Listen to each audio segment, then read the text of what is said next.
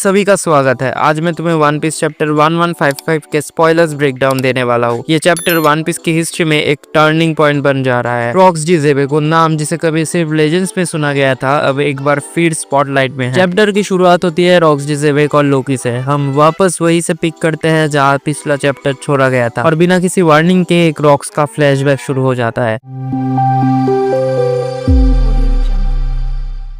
सबसे पहली और सबसे शॉकिंग रिवील ये है कि ज़ेबेक ने रेवरी के दौरान 5 किंग्स को किडनैप कर लिया था। डेविल फ्रूट पावर फाइट से या कोई और फोर्स से ये क्लियर नहीं है, लेकिन एक बात पक्की है कि वो गेस्ट या कोई किंग बनकर नहीं गया था रेवरी में। उसका मकसद कुछ और ही था। वर्ल्ड गवर्नमेंट ने उसे रोकने के लिए एक एडमिरल भेजा, पर वो भी फेल हो गया। और फिर आता है सबसे बड़ा मोमेंट। रॉक्स डी ज़ेबेक की मुलाकात होती है इमू से, वो भी उसके प्राइवेट फ्लावर रूम में। रॉक्स वो आता है, बात करता है और कहता है मैं वापस आऊंगा। क्या इमू उसे पहचानता है? क्या उसमें कुछ ऐसा है जो इमू को खतरा नहीं लगता, या ये दोनों किसी पुरानी हिस्ट्री से जुड़े हुए हैं? रॉक्स जाते वक्त इमू से कहता है मैं डेवी जोन्स का फैन हूँ। ये लाइन बहुत कुछ कह जाता है। डेवी जोन्स एक कर्स्ड पायरेट जिसका नाम हमने लॉन्ग रिंग लॉन्गलैंड आर्क में सुना था। तो क्या डेवी जोन्स सिर्फ एक लेजेंड था, या उसका वन पीस के असली पास से कुछ डीपर कनेक्शन है? क्या इमू डेवी जोन्स को जानता था? शायद डेवी, जॉय बॉय और इमू तीनों एक ही समय के थे। फ्लावर रूम में एक और डिटेल मिलता है। गन को इमू का एक्चुअली एक सर्वेंट था। बैकग्राउंड में ये दिखाई देती है। पहले ये कैरेक्टर सिर्फ शैडो में होते थे, अब हमें उनका असली रूप दिख रहा है। शायद सैम रॉक और बाकी होली नाइट्स भी इस रूम में आते हैं। चैप्टर में आगे देखने को मिलता है एक दूसरा एक्सप्लोसिव इवेंट, ज़ेबेक का क्लैश हेरल्ड के साथ, एल्बाब का सबसे पावरफुल किंग। और ये क्लैश रॉजर और व्हाइट बर्ड के जैसे लगता है, हाकी आसमान तक पहुंच रहा था। क्या दोनों के पास एडवांस कॉन्करर्स हाकी था? रॉक्स डी ज़ेबेक डी इनिशियल के साथ गॉड वैली का लेजेंड और हेरल्ड एल्बाब का ग्रेटेस्ट किंग। अगर दोनों के पास कॉन्करर्स हाकी हो तो कोई हैरानी नहीं। स्पॉयलर्स में ये भी मेंशन है कि ज़ेबेक एक यूनिक स्वॉर्ड्समैन था। क्या उसके पास एक ब्लैक ब्लेड थी? क्या वो रियुमा और मियोक के लेवल का स्वॉर्ड्समैन था? अगर हाँ, तो वो स्वॉर्ड अब कहाँ है? क्या ब्लैक बियर्ड उसे ढूंढ रहा है? सिर्फ 2 ब्लैक ब्लेड्स ऑफिशियली कंफर्म हुई है, रियुमा और मियोक की। अगर ज़ेबेक की ब्लेड भी ब्लैक ब्लेड थी तो वो वन पीस वर्ल्ड की सबसे रेयर आइटम्स में से एक बन जाती है। वन पीस क्लियरली अपने फाइनल आर्क के सबसे गहरे राज खोल रहा है, और अगर तुम ये वीडियो देख रहे हो तो तुम समझ सकते हो कि अब वन पीस सिर्फ एक मांगा नहीं, एक माइथोलॉजी बन चुकी है। अगर तुम चाहते हो कि मैं तुम्हें वन पीस के और लोड टॉपिक्स पे डिटेल वीडियोस दूं तो कमेंट में जरूर लिखना, और वीडियो पसंद आए तो एक लाइक, शेयर और सब्सक्राइब करना मत भूलना। मिलते हैं अगले वीडियो में, तब तक के लिए स्टे शार्प, क्योंकि वन पीस का राज अब खुल रहा है।